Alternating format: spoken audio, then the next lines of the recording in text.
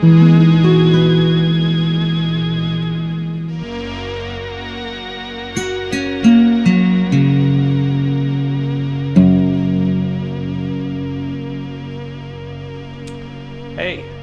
welcome back. I want to talk to you about creativity again. I know that I had another video about that a while ago, but nobody watched it, so I thought I'd maybe try again a different way. So the main point is that I think creativity is important. A creative mind is a problem-solving mind. And so I think that it's important to do creative things, and that creative thinking will translate into a mind that is better prepared to solve other problems as they arise. So it was Albert Einstein that once said, "Yes, I will have fries with that." But nobody wrote that down. Something they did take note of was when he said, "You don't solve the problems with the same thinking that got you into them," or something to that effect. And it makes sense. I mean, if you fall into a hole, you don't really expect to fall out of it again, do you? You've got to be creative. It's not the hardest problem to solve most of the time, but simple analogy.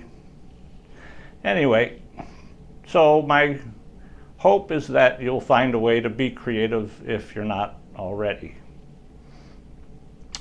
My wife has taken to quilting, which is an amazing creative activity, and at the end of a project you have a wonderful product that you can use.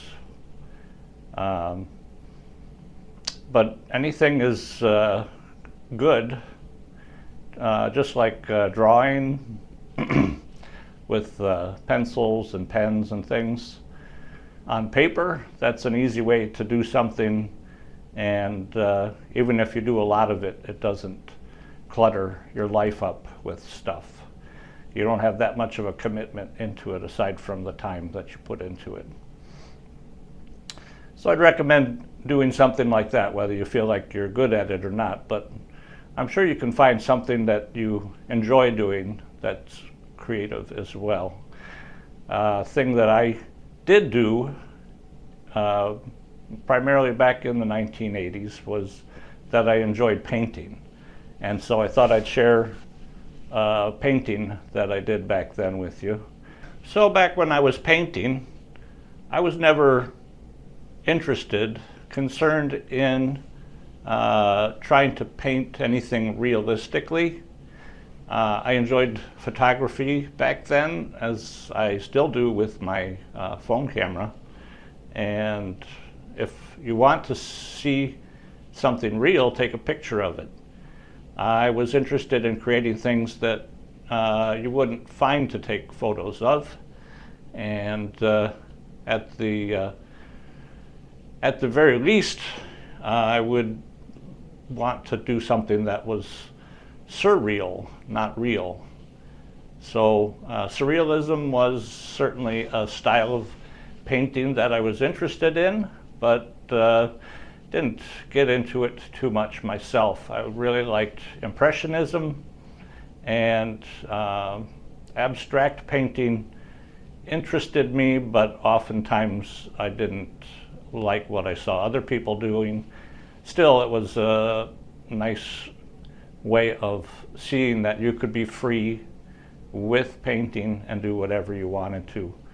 I was also a fan of Pablo Picasso's Cubism, and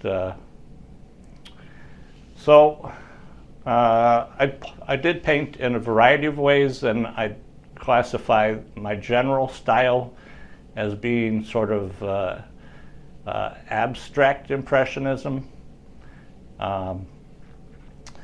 And one of the things I enjoyed about painting is that you could paint something, and if there were parts that you didn't like, you could go back and paint on top of them. Some paintings I spent a lot of time on, and I went over and over and over them again.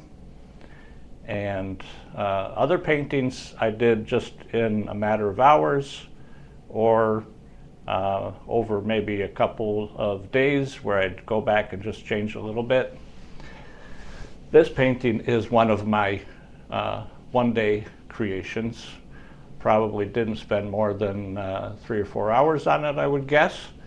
And it was getting on to late 80s where I was kind of getting out of painting. But this was something that I decided to take a shortcut on, and just actually took the tubes of paint and I did these some of these big lines that you see there, and the paint is still thick on some of those areas.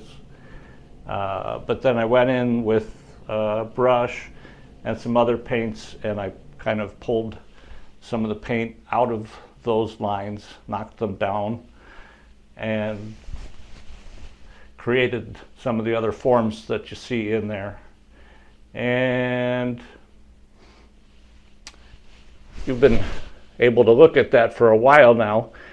The most obvious image that I typically see right away, see it from across the room, is this image of a kind of a cartoonishly large smiley face here. 2 eyes, a big smile here, that's the nose. And just as a general mood for setting with the painting, that just kind of always makes me smile to see that.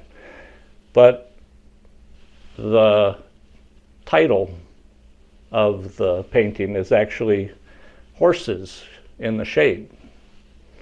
And so we have sort of a little bit of surrealism going on here, as the smiley face here turns into the horse's butt. There's his leg underneath of him, his chest. He's got his other leg tucked up under here.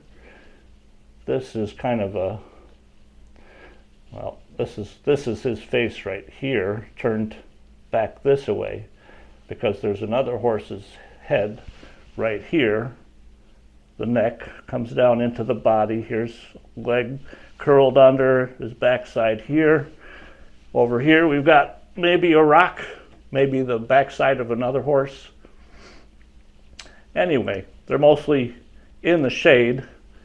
Maybe they've been sitting there a while and the sun moved, and now this horse's backside is more in light. And then up through here we have the foliage of the trees and green from the background. And I like the colors used in this. The colors are nice, the shapes are pleasing. It's a painting that I've always loved. And